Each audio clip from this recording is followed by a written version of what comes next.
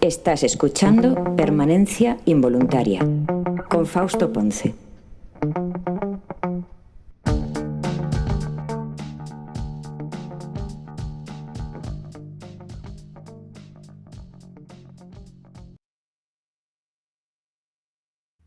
¿Cómo están? Bienvenidos a Permanencia Involuntaria. El día de hoy vamos a platicar acerca de Andor, vamos a platicar también sobre El Eternauta y muchas más cosas.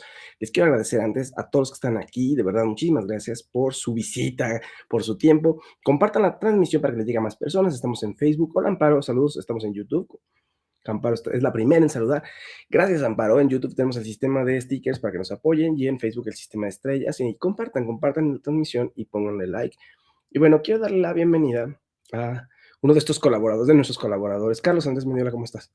Hola, Faust, ¿cómo estás? Aquí ando, Faust. Tú pensabas que andaba mi fantasma, pero no. Sí, Aquí. de pronto se abrió la toma y no había nada más que tu biblioteca, tu enorme biblioteca, Carlos Andrés Mendiola. Un poquito, un poquito. Bien, bien, me agrada, me agrada. Eso ¿Cómo está estás, bueno. Faust? Ahora sí que tanto tiempo sin vernos, Faust. ¿Cómo te portaste este tiempo? Sí, yo muy bien, yo todo bien, me clavé viendo el Eternauta. Ahorita lo platicamos, vamos a platicar más cosas, pero bueno, em, ¿tú cómo te portaste? Yo muy bien, casi soy un santo, Faust. Casi, se sabe. Sí, haces bien. La vida ya es muy dura, fíjate. Sí, yo dije, además no quiero que Faust me llame la atención. Venimos de la Semana Santa. Yo muy, estábamos en cónclave también, entonces no, pues yo portado. ¿Estabas en cónclave en tu trabajo, en tu otra ocupación, en el otro abarrote? No, yo no, pero la Iglesia Católica estaba en Ah, conclave. ¿yo qué? Ah, yo pensé que Muy alineado, Faust, con todo eso. pues sí, muy bien, perfectísimo. Daniel Villamil, ¿cómo estás? Hola, ¿bien ustedes? Hola, Dani. Bien, todo bien, todo bien. No sé, Daniel Villamil, creo que podríamos empezar, quizá podríamos empezar con Andor, si te parece. ¿Qué capítulo va? Fueron 1, 2, 3, del 7 al 9. Ah, ya se aventaron varios, ¿no? ¿O cuántos son entonces? ¿Son 9 en total? ¿Cuántos son? No, falta un arco, son los 3 últimos. Ah, ok, ok. Chan, chan, chan. A ti también te gusta, ¿no? Carlos, Andrés. La verdad que no. No, no. Ah, no, yo pensé que sí. ¿Por qué pensé que sí? Siento destruccionarte, Faust. Pues Yo pensé que sí. Que Andor era una de tus series favoritas. no, fíjate que empecé a ver la primera temporada, no me enganchó y no he regresado a ella. Y Y no ya vi, quieres hablar de eso. pues no puedo hablar mucho de eso. Vino Diego Luna aquí a México. Tuve ahí un poco de contacto con la gente de Disney, pero mi experiencia se limita a eso. Hasta tengo por aquí bueno, aquí no, en la otra recámara, su Funko de Andor, fíjense. Pero lo odias. No, tampoco, Faust, no. No es para tanto. No, no es la película de Kate del Castillo, como para que uno Exacto, la odie. exacto, exacto. Y tienes te iba a decir, me imaginé ahí a Andor, en una diana ahí. Exacto. Y tú con dardos así. No. No está en su cajita, sano y salvo. Lo compré porque había por ahí una oportunidad que luego ya no tomé, pero bueno, ¿qué les digo? Ni modo. Eres el peor espía de Star Wars. Así, ¿no? Así, casi, Así casi. súper mal. Además ha habido muchas series que ver, entonces pues tengo una nueva adicción que se llama The Pitt y por eso no he visto casi nada más. Es cierto. Ah, a ver, exacto. A ver, más bien empecemos con The Pit. Cuéntanos todo sobre The Pit. The Pit, ¿en qué plataforma está? ¿Qué Está, estudió? ¿Qué hace? ¿De qué trata? estudió medicina, está en HBO Max, ya está la temporada completita. Ah, Eh, claro, esas series de doctores. es una serie médica, justo. La verdad es que yo me había resistido un poco, pero había escuchado muy buenas cosas y recientemente me dijeron, no, tienes que verla y pues me di la oportunidad y créanme que si no tuviera yo una cosa importante que hacer aquí en mi casa, su casa, ya la hubiera yo terminado, porque no están ustedes para saberlo, pero como en 2 días de semana laboral, no le digan a nadie, sí, me vi como 10 capítulos. O sea, ya nada, me faltan como 3 que mañana los acabo, ¿no? Pero bueno, ¿por qué está esto tan adictivo? Pero Estas, es a ver, te voy a adivinar ahí. Es una zona de un hospital que todo el tiempo, o sea, van casos como de urgencia seguramente, es entonces correcto. tienen que sacarlo con lo mínimo indispensable, con un pasador tienen que mantenerlo vivo. No, no tanto, pero no, no está como en ese tono de lo milagroso. No tan extremo. No, no tan extremo. Sí es el cuarto de emergencias de un hospital donde tienes este grupo de médicos que van desde el jefe del área hasta los residentes del año 1, 2 y 3. Lo interesante, digamos, me parece propositivo es que al final estos 15 episodios son un turno. Entonces, cada episodio es una hora del turno, ¿no? Y vas viendo pues las relaciones entre los médicos, los enfermeros, toda la parte administrativa, la gente, los pacientes que están, que pues no son muy pacientes algunos, y cómo van administrando eh, pues sus accesos y demás. Y claro, ¿no? Los diferentes casos que tienen muchísima, muchísima diversidad, desde pues gente que llega con a lo mejor algo que es más sencillo y otros que pues llegan con situaciones verdaderamente muy, muy delicadas y entonces pues se van entrelazando las historias, ¿no? Entre pacientes, resto del personal, del hotel, los médicos y demás. Y pues es un grupo bastante, bastante Nutrido, nutrido, heterogéneo.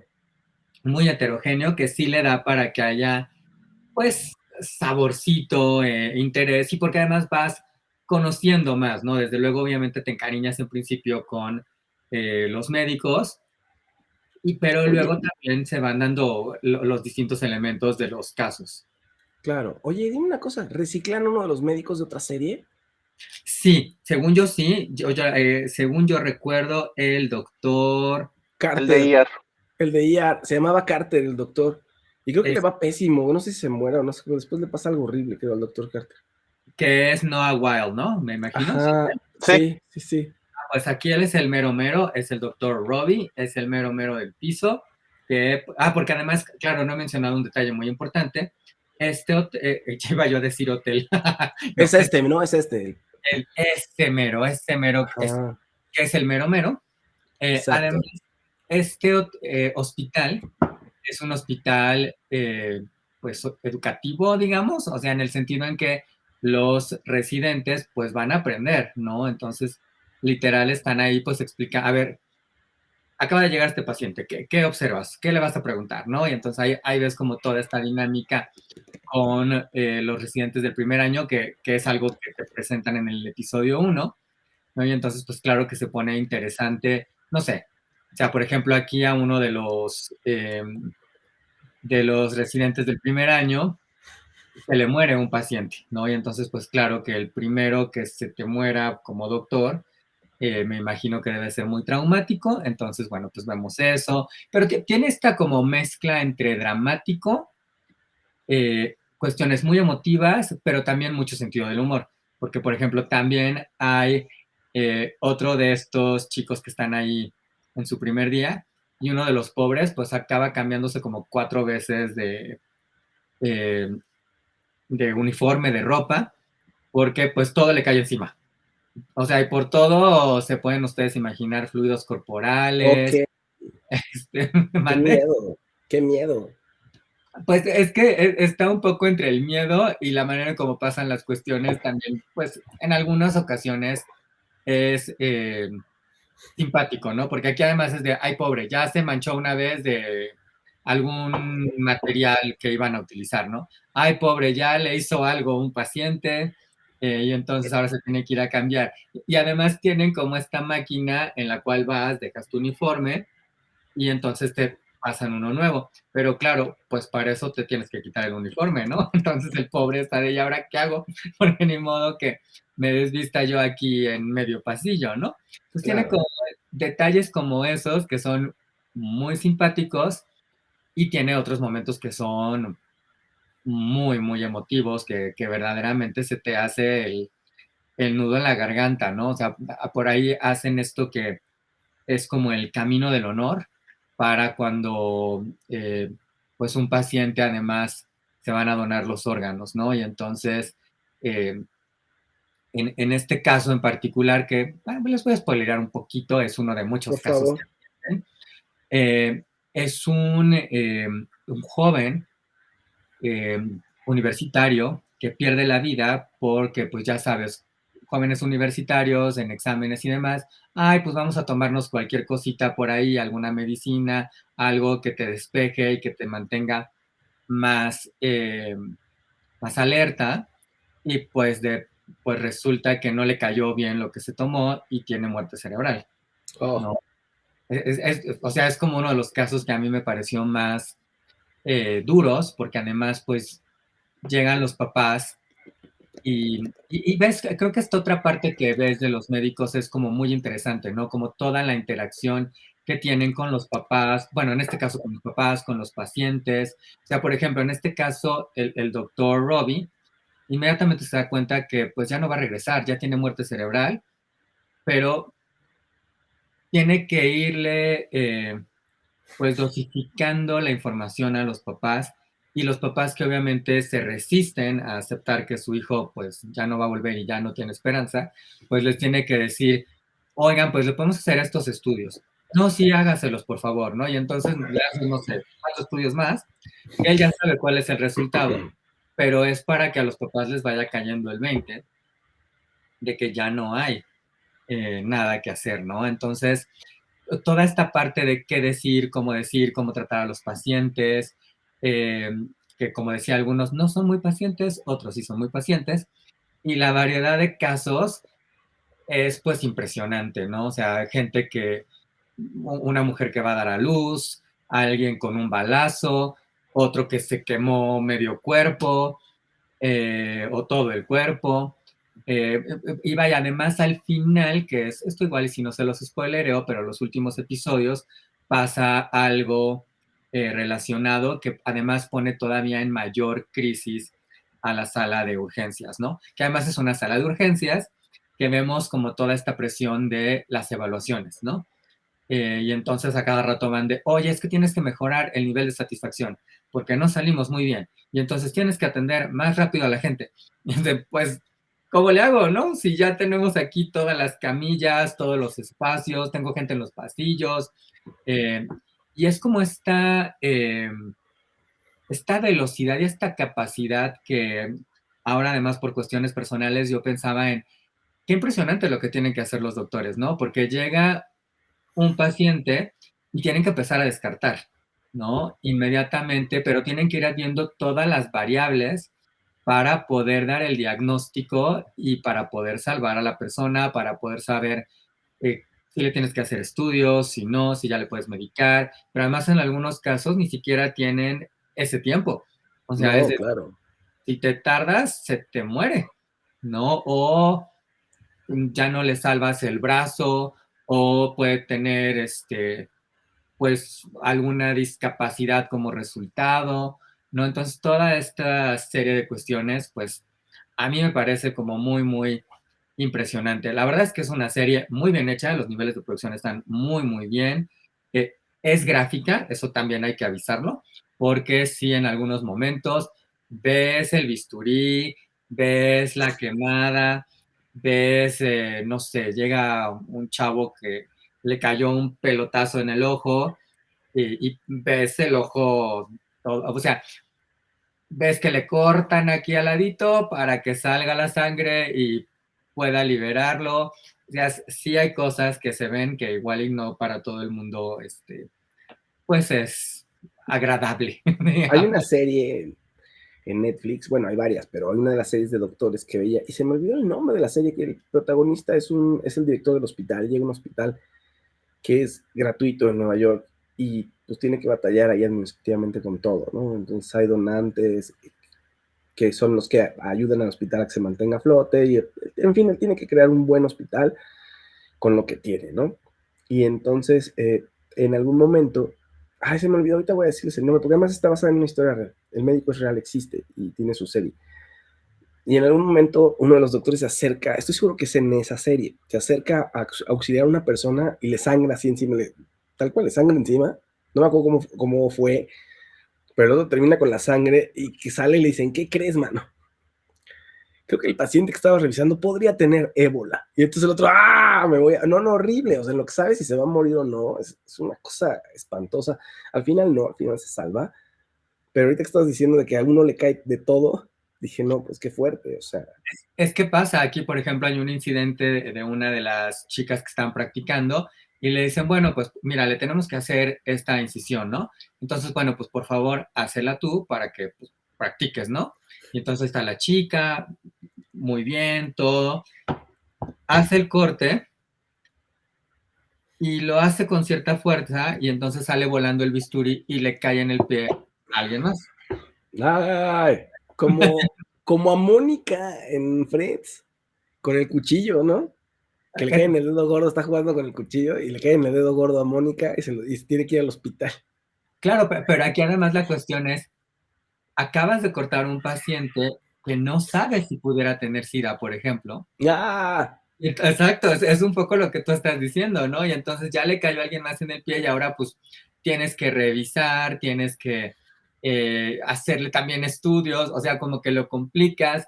O sea, vaya, tiene esta mezcla de elementos que creo que hacen a la serie muy interesante y el balance que le da, ¿no? O sea, vaya, por ejemplo, de repente ves a una de las eh, practicantes y se desmaya porque le toca ver algo y todos así de, ¿pero cómo? ¿No? Y dices, pues sí, es que pues aunque ellos vayan a ser, ya sean médicos algunos de ellos o estén por recibirse muy pronto, pues no deja de ser bastante impresionante lo que están viendo en términos físicos, pero también en términos pues emocionales y sensibles, ¿no? O sea, al final, pues no pueden dejar de involucrarse o de identificarse con ciertos casos y demás, ¿no? Claro. Ricardo Reyes dice que el del cuchillo es a Chandler. Tiene razón, Ricardo Reyes, gracias. Es a Chandler. Y después Ricardo Reyes hace una punta. Fíjate cómo todo está conectado. Se les olvida que el doctor Carter y el doctor Clooney salieron con Rachel y Mónica, es cierto. Es cierto, todo queda. Aquí también hay un poquito de romance o de coqueteo al menos. No propiamente romance, pero sí coqueteo, digamos. O sea, entre los propios médicos y bueno, con los enfermeros, que dijera Mr. Doctor, se da mucho la LP ahí, que es muy fuerte, y con algunos pacientes, ¿no? Que también están ahí como de, ay, doctora, ¿cómo está usted? Oiga, mire, que no sé qué, ¿qué pasatiempos tiene, no? Y la doctora así de, perdón, concentrémonos en su diagnóstico, ¿no? Claro, claro. Susana Padilla dice que como fan de las series médicas a The Pitt le pone un 10. Sí, la verdad es que es gran serie, ¿no? Yo creo que es de estos descubrimientos de este 2025. La serie ya está renovada para una temporada 2.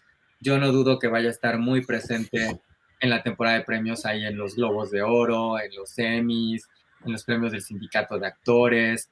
O sea, bien, vale mucho la pena. Seguro les va a pasar como a mí, que está uno y dices, pero quiero saber qué sigue en la siguiente hora, porque entre la manera en cómo se van entrelazando las historias es bastante interesante y además vas viendo cómo en ese turno de 15 horas, estos, obviamente en cada capítulo, pero desde luego en la temporada más, pues va habiendo estos cambios en los personajes, ¿no? O sea, sí tienen un arco narrativo, sí tienen una evolución, cada personaje tiene sus propios conflictos, son personajes bien construidos, no caen tanto en el personaje tipo, ¿no? Y eso Claro. creo que se agradece en la variedad también de médicos mujeres, cuestiones raciales, e incluso hay una médico que tiene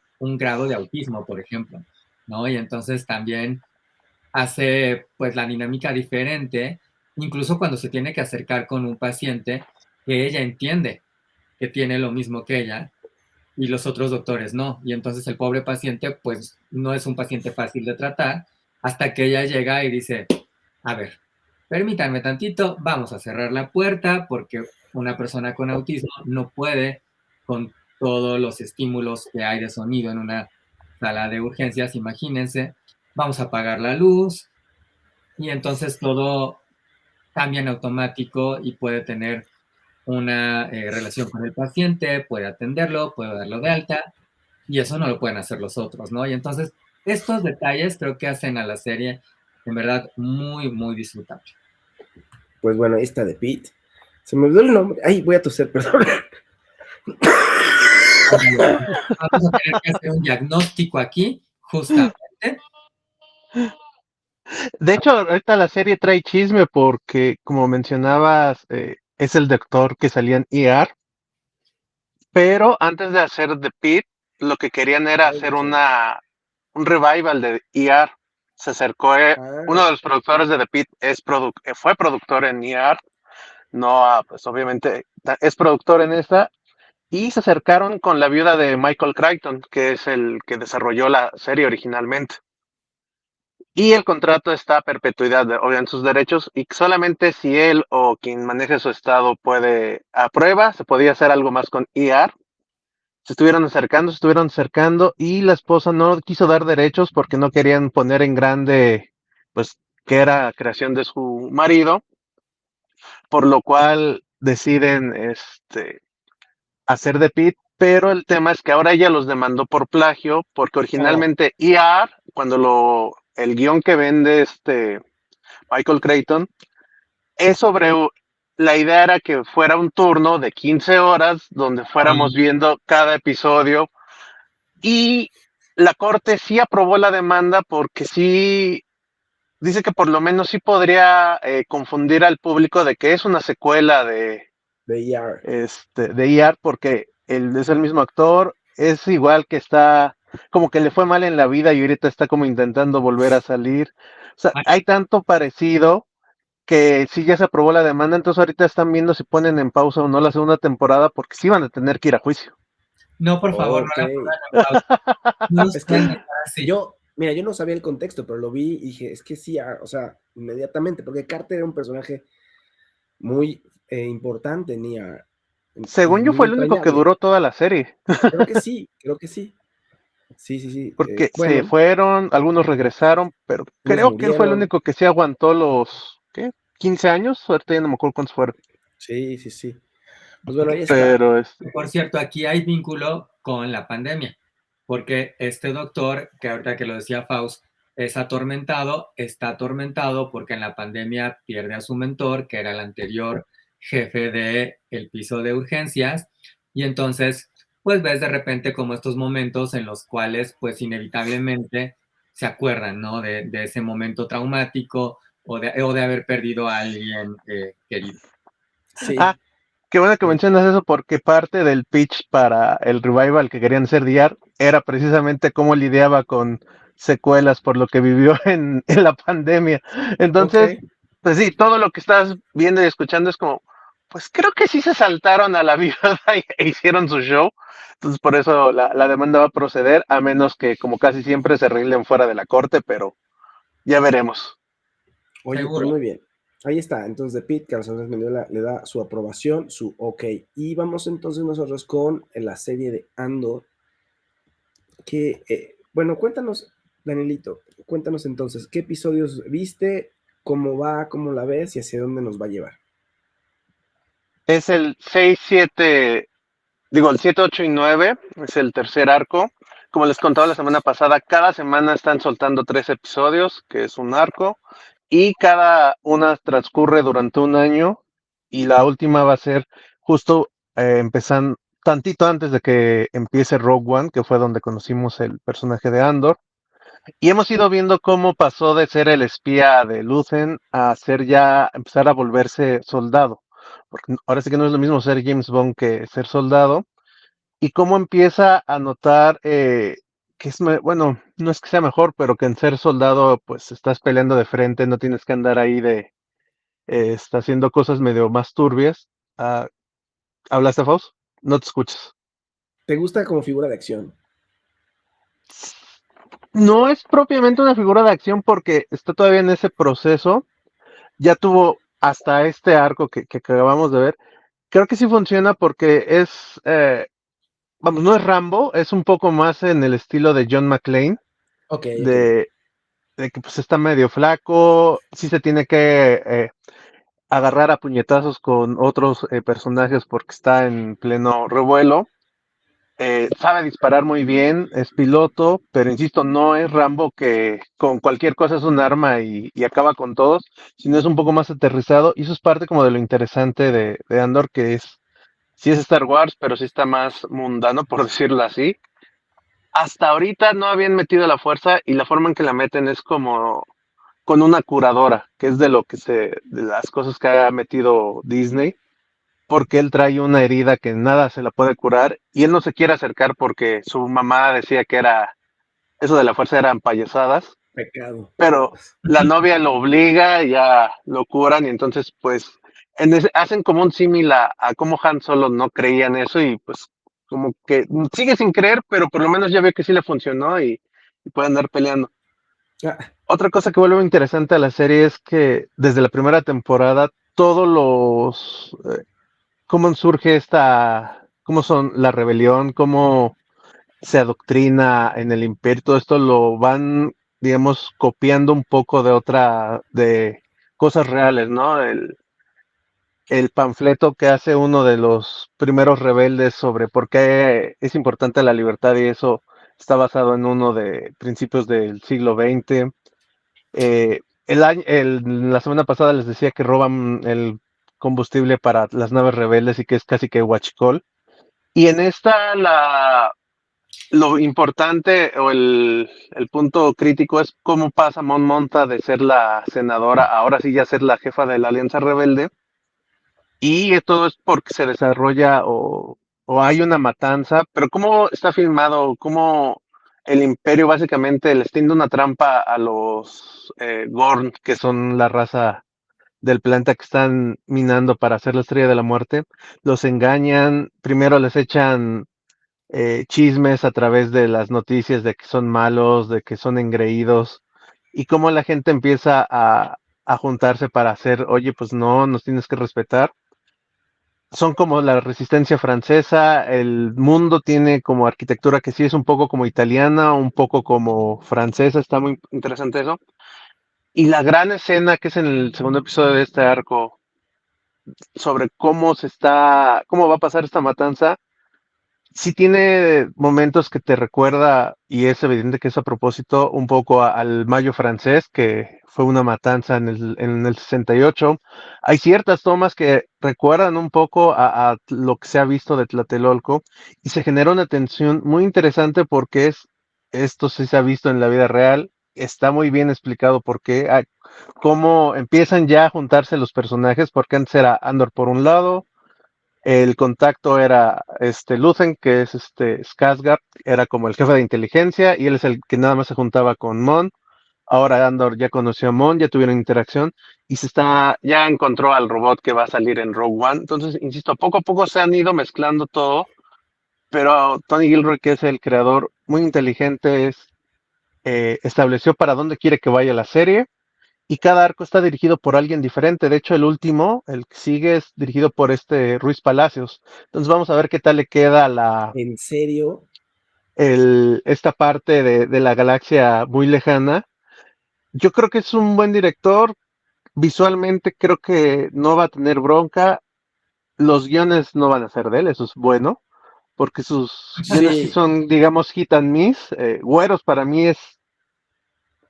es una buena muestra de para dónde quería ir, pero se me hace fallida, pero se entiende, su primer largometraje. Historia de policías creo que es excelente. La cocina aún no la veo, pero insisto, el museo está más o menos. a mí no me Entonces gusta como nada. que las Nada me tramas gusta. son hit and miss, pero creo que visualmente sabe el tipo mover la cámara, sabe qué quiere que veamos, cómo lo veamos. Creo que sus cortos están mejor logrados en ese aspecto. Hay uno donde Tenoch es un guardia de valores y se El roban el guardia Gamorra. dinero. Ajá. Está muy interesante, entonces creo que va a ser, sí puede cumplir visualmente, e insisto, lo mejor es que la trama no la tuvo que escribir él, entonces creo que va a ser Sí, interesante, y pero sobre todo cómo junta todo ese desarrollo con Rogue One. se me hace muy pretencioso los padres. Nada, no me gusta. Sí, Nada, nada. Pero Creo bueno, que sí, sobre todo en Güeros es donde más tanto, pero insisto, es la primera. Para Historia de Policías, esa siempre la recomendaré, es muy, muy buena. Museo era buena idea, pero sí, como que algo no acaba de amarrar. Pero bueno, Andor, insisto, es muy buena. Pueden, hay varios que han empezado a verla porque no, la primera la intentaron como Carlos, pero el problema es que ahí nada más te daban un episodio por semana y si era un poco más lenta, sobre todo en comparación a cualquier otra producción de Star Wars. Aquí como te están dando el arco completo, lo sientes como ver una película, funciona muy padre. Y puedes de hecho empezar a ver desde esta segunda temporada. Se disfruta más obviamente si te avientas todo, pero ver 3 por semana está funcionando muy bien y sí es refrescante ver Star Wars. No sé, hace una semana que el reestreno del episodio 3 fue lo más exitoso en el cine. O sea, nada más le ganó Sinners, pero Sinners es lo de hoy. Pero fuera de eso, fue la película más exitosa a nivel internacional. Torpemente la quitaron el 30 de abril porque iban a estrenar Thunderbolts y no querían que los opacara. Y como salió Thunderbolts en taquilla, creo que sí pudo haberse visto dañada por el episodio 3 porque justo era el fin de semana del 4 de mayo. Entonces, por ese lado entiendo que quitaran esa producción, pero creo que podrían haber aprovechado más el momento porque sí fue como que la gente se acordó que le gusta Star Wars y como que ganó otra vez buena voluntad por el reestreno del episodio 3, que aparte es de las películas favoritas de muchos de los fans. Y luego llegó Andor y ahí va, insisto, para mí es lo mejor en televisión de Star Wars. Y entonces creo que era un buen momento para aprovechar el momento, generar más dinero e insisto, sobre todo como hacer, recordarle a la gente por qué le gusta estas películas, esta franquicia, y agarrar el momento para el próximo año que llega el Mandalorian, que si bien no le debería de ir mal en la primera semana porque Grogu es lo mejor, mantener al público cautivo. claro, totalmente de acuerdo. Pues muy bien, ahí está toda la reseña de Daniel Villamil de Andor. Muchísimas gracias, Daniel Villamil. Vamos a pasar con el otro tema que, oye, yo no sabía nada del Eternauta. Y pues gran sorpresa. A mí me gustan mucho las series argentinas, ya me di cuenta. A ver, no conozco todas, pues tampoco puedo decir que todas son la maravilla, pero las que he visto me gustan mucho. O sea, de mis series favoritas, pues las argentinas, la verdad, las he disfrutado mucho. Y de pronto ponen el Eternauta, que pues todo el mundo, es un cómic, son los cómics más importantes en Argentina, no sé qué. Y yo no sabía nada, le empecé a ver, oye, qué buena está. El Eternauta en Netflix, creo que es una cosa estupenda. Felicidades a Argentina, felicidades a todos a los actores, los realizadores, felicidades a todo el mundo. Está genial, es una serie postapocalíptica de ciencia ficción, en donde un grupo de porteños, de gente de Buenos Aires, ya pues, pasados los 50, la mediana edad, están jugando truco, que es un juego de cartas, y de pronto pues, se va la luz y no sirven los celulares, y voltean a la calle, y pues ven ahí como uno de los vecinos se desploma, pues ven caer como algo que es como ceniza, piensan que es ceniza, pero después la ven que está brillando, se dan cuenta que es nieve.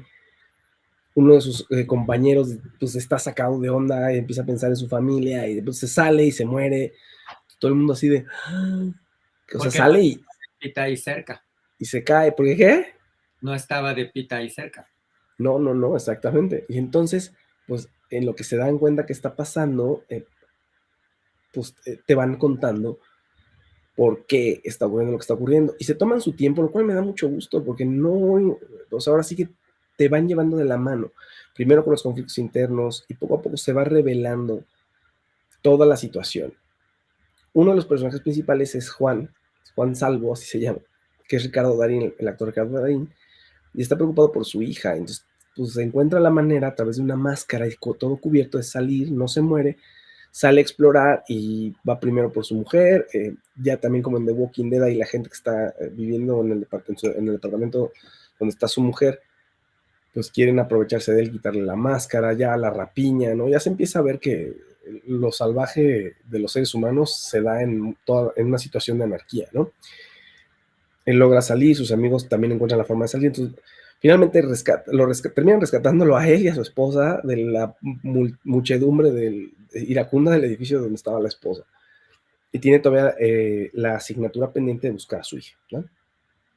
Ahora bien, pues todo esto está súper bien manejado hasta que nos damos cuenta que hay unos aliens ahí, que hay unos insectos terribles, pero hay más allá de esos insectos terribles. Y antes de seguir adelante, porque eventualmente vamos a platicar, quiero que platiquemos el capítulo final y sí vamos a spoiler hasta el final. Pero antes de eso, quiero que Carlos Andrés Mendiola, cuéntame, ¿a ti te gustó? Me gustó mucho, me sorprendió. Fíjate que me pasó un poco como a ti. El fin de semana había muchas cosas que ver.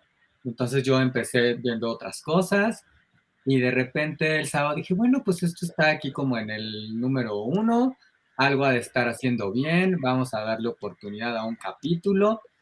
Y creo que es una serie que, como tú bien lo decías, se toma su tiempo, pero yo lo agradecí porque me parece que si entras en el ritmo de la serie, eh, tiene esa capacidad desde un principio de irte generando esta intriga, ¿no? De qué está pasando, ¿no? ¿Qué es lo raro? O sea, no revela el truco ni los secretos al primer momento, ¿no? Sino que poco a poco, en cierta manera, como si nosotros estuviéramos ahí, pues lo vamos descubriendo con los personajes, ¿no?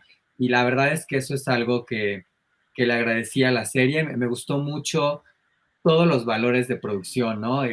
La fotografía, la escenografía, La que música. la música, que está muy bien hecha, o sea, no tiene que ser esta espectacularidad de repente de grandes efectos visuales y muchas cosas que exploten. No, o sea, no es ese tipo, vaya, sí tiene más adelante sus escenas de acción y sus efectos visuales, desde luego, pero no es esta serie que abusa, ¿no? De esos elementos, sino que está mucho más construida por las propias relaciones de los personajes, ¿no? Que eso es algo que a mí me gustó mucho, ¿no? Y cómo poco a poco se van develando estos secretos, vas viendo cómo está, eh, pues, el mundo reaccionando, que además no es algo que nada más les pase a ellos. Me encanta y no sé si les pasó, pero creo que a muchos sí nos ha pasado ay, bendito el cielo, que no sucede todo en Nueva York o en Estados Unidos, o sea, por favor, Faust, no te oímos. Ya ves, te están silenciando los de Estados Unidos. Sí, exacto. No, eso lo agradecí mucho, o sea, lo agradecí muchísimo.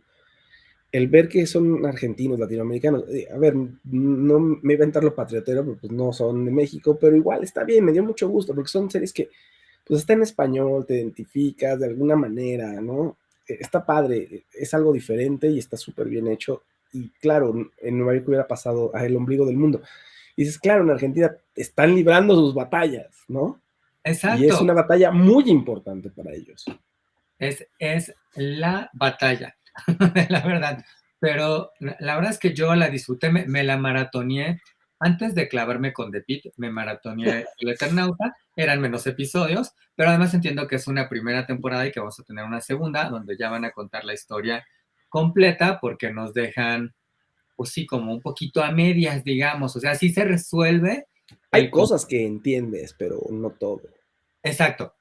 Vaya, se resuelve el conflicto del papá en el sentido de si va a encontrar a su hija, que es como algo que tenemos ese pendiente, que eso lo resuelven antes de que termine la temporada, pero claro que queda pues la gran incógnita que será qué va a pasar con esta eh, pues invasión y si estamos, bueno, no estamos porque yo no estoy en la serie, no soy un personaje, pero si ellos están condenados a desaparecer ante esta pues invasión que los tiene ahí pues en jaque, ¿no? Y qué van a poder hacer al respecto.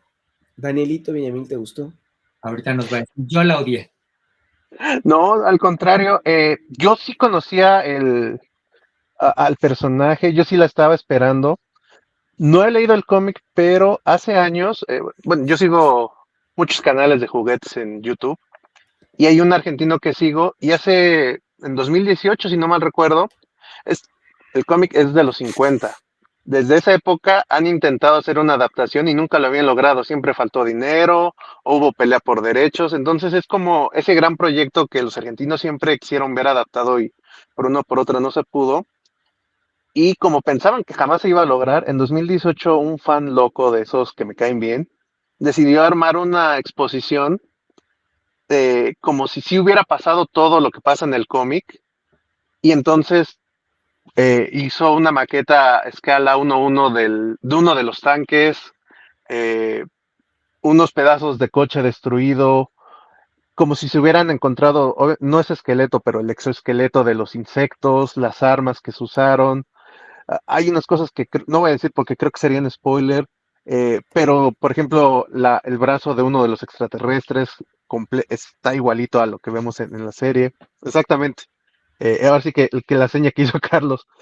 Y está súper loco porque eh, está a un nivel las maquetas de cómo fue la batalla en las calles de Argentina. Y eso aparte, por eso es como muy argentino y les pega tanto, porque fue la primera vez que ellos vieron algo que no era en Nueva York, sino que era en su ciudad y que era para la época, y sigue siendo al momento, cuando ves una historia que está contada donde, yo paso por ahí diario, o cuando voy al trabajo paso por esa calle, siempre le da un plus, sobre todo si está bien hecha, como es el caso. Y entonces, incluso en la serie mencionan, ¿no? Es que se están juntando ahí por el estadio del River, hay que ir a ver qué onda. Es como si aquí Claro, dijeran, están en el estadio Azteca, vamos a pelear por allá. exacto, sí. En un Entonces hay apocalipsis una maqueta, zombie en la Ciudad de México, sí, ajá, vamos a la Azteca, exactamente. vamos al Y entonces Ángel. tiene Ajá. su maqueta de la batalla de River. Y aparte, para crear como una historia sobre por qué está esta exposición de algo que se supone que pasó y nadie se acuerda, él maneja que por esta batalla hubo un desdoblamiento en el tiempo y por eso mucha gente ya no lo recuerda, porque como que se mezcló otra dimensión con la nuestra y por eso es esta batalla. Y todo empieza porque se supone que al curador le mandaron un cortometraje que se los voy a poner en el grupo porque está muy bien hecho. Y estamos viendo a uno de los soldados en las batallas en las calles de Argentina, está filmado en blanco y negro, porque el cómic es a blanco y negro, la nieve, está muy bien, dura como 3 4 minutos, y eso es lo que da pie a que el tipo investigue, y entonces luego agrega entrevistas ese es otro Es video que que igual se los pongo, con los sobrevivientes de los soldados, de los que pelearon, los que sí se acuerdan. Entonces, tiene todo ahí este va misticismo, digamos, el concepto del el Eternauta. concepto. Sí, ahora, el autor es Héctor Germán Oesterheld. Lo hizo, como Ujú. dijo Daniel Villamil, en 1957, pero queda súper bien porque forma parte del contexto de una dictadura militar. Y el autor del cómic desaparece en 1977, lo desaparece. La dictadura militar Sí, argentina. eso es aparte como muy loco porque, bueno, él y el dibujante terminan, lo publicaban semanalmente, en 2 años terminan la historia que estamos viendo, entonces sí está completa. Luego él hace una secuela con otro dibujante que no queda tan buena, eh, empieza hace una secuela luego, pero con el dibujante original, que ese sí les gusta, pero es justo cuando desaparece, o lo desaparecen, porque la dictadura es quien lo desaparece. Y de hecho el dibujante siempre dijo que él tenía sus dudas de si los últimos 4 números realmente se los había mandado él o no, Ah, porque dice, ahora sí que años de conocernos, de que me mandara los guiones, se sentía diferente la escritura. Pero no puedo asegurar ni qué loco. nada Sí, porque yo nunca lo vi. Entonces, y eso es como parte del misticismo que tiene la trama, porque todo el mundo dice, claro, él hablaba sobre la dictadura. No, él contó esta historia antes de sí, la... Todas las secuelas son las que ya manejan esto de la dictadura y por ende como que se queda la mente colectiva de, claro, él siempre habló de esto. No, él nunca habló de eso en el principio.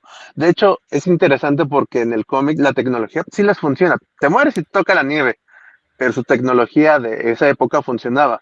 ¿Cómo le dan la vuelta en la adaptación? Todo lo analógico sí funciona, que es la tecnología que ves en el cómic que usan los protagonistas, pero lo claro, moderno, celulares, luces LED, etcétera, eso no funciona. Entonces, claro.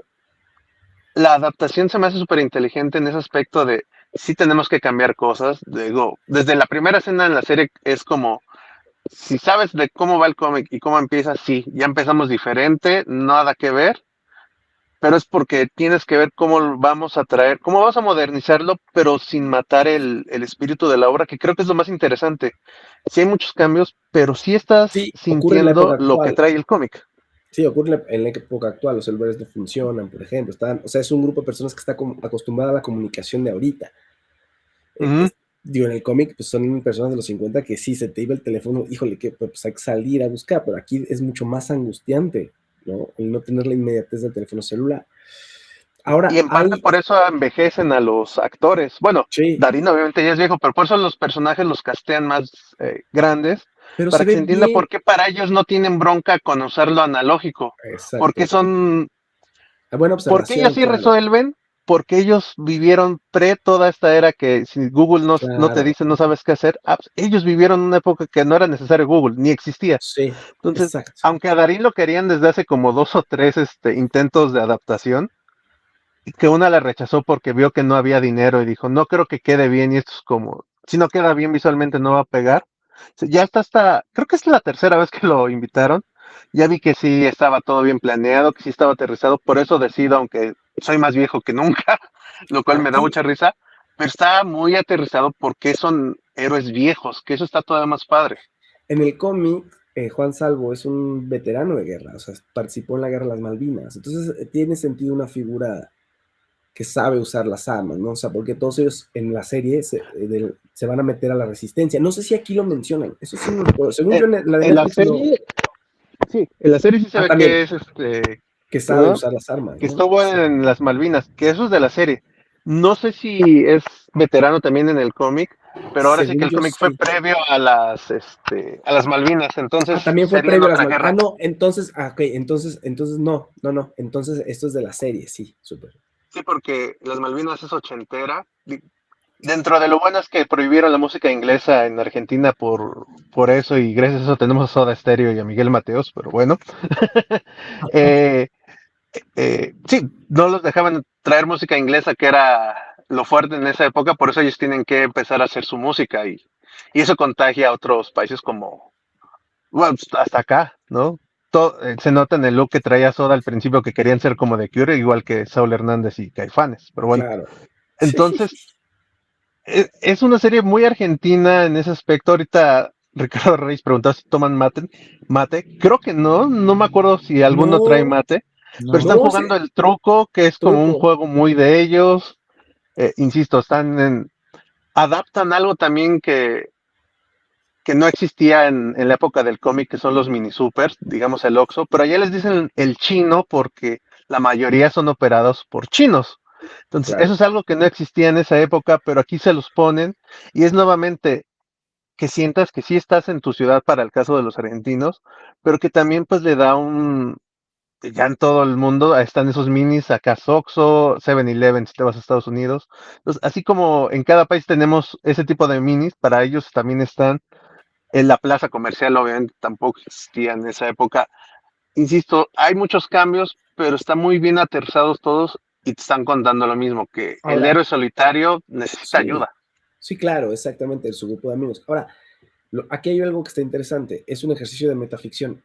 Ya lo dijiste tú, ahora sí que lo diste un pequeño glimpse, un pequeño destello de lo que era, hablando sobre esta exposición, ¿no? Sobre esta curaduría que se hizo de la serie del cómic del Eternauta y que es como si realmente hubiera pasado en Buenos Aires, ¿no? Y que había gente que se acordaba y que no se acordaba. ¿Por qué? Porque en el cómic Juan Salvo se aparece años antes de que ocurra la invasión alienígena con el guionista, con Héctor Germán Osterheld, y le cuenta la historia y se la cuenta para que él la escriba y para poder evitarla. Y entonces él en algún momento se da cuenta de que pues todavía no ha pasado y se va con su familia y como que se fusiona con su yo de esa época y también se le olvida. Entonces pues no sabes qué va a pasar. Es muy interesante. Supongo, spoiler, lo siento, seguramente ocurrirá en la segunda temporada, lo veremos y veremos, porque de pronto hay destellos de donde Juan Salvo, Ricardo Darín, ve ciertas cosas, ve a su hija,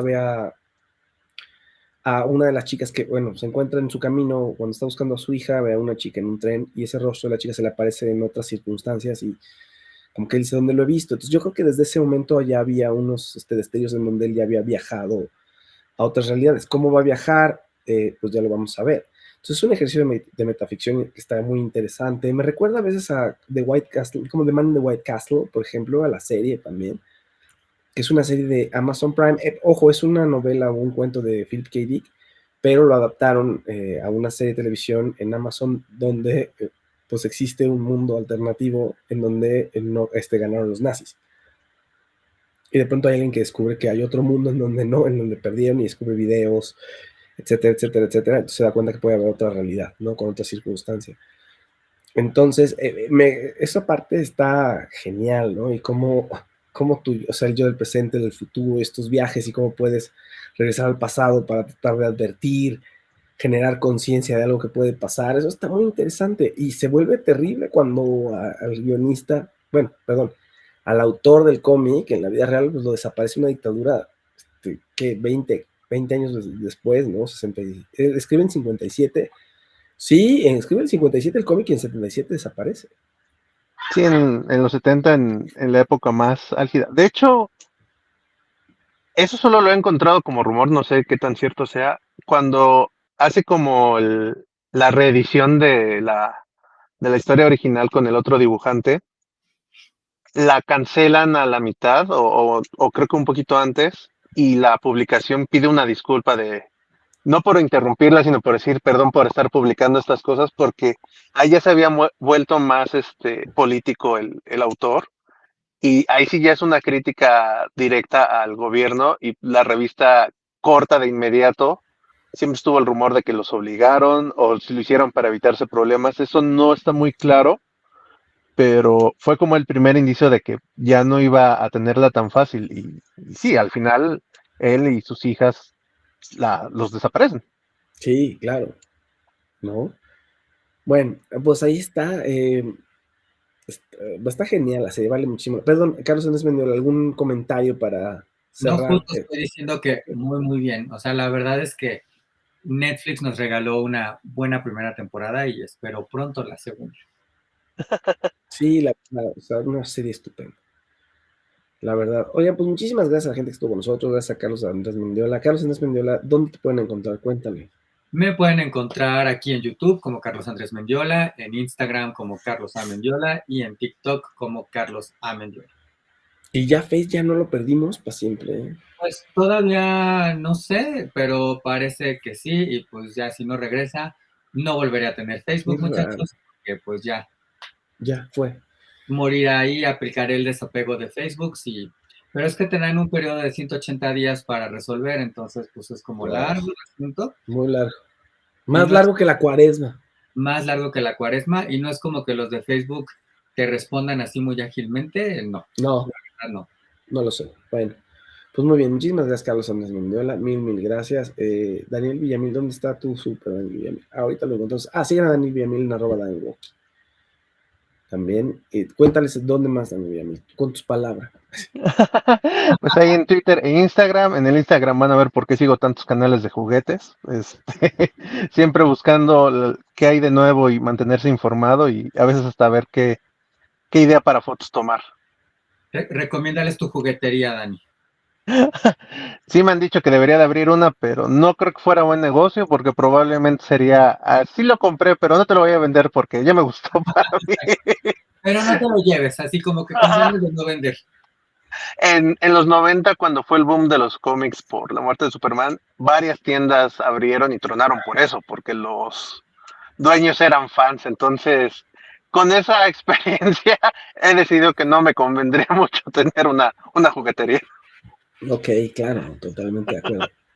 Mimo. Bueno, pues muy bien, Daniel Villamil, muchísimas gracias. Carlos Andrés Mendiola, muchas gracias. Yo soy Fausto Ponce, síganme en @Fausto Ponce en Instagram, en Twitter, Fausto Ponce Oficial en Facebook, en fin, en donde ustedes quieran, fíjense. Muchas gracias a la gente que estuvo con nosotros y nos vemos y nos escuchamos en el siguiente episodio de Permanencia Involuntaria. Hasta luego.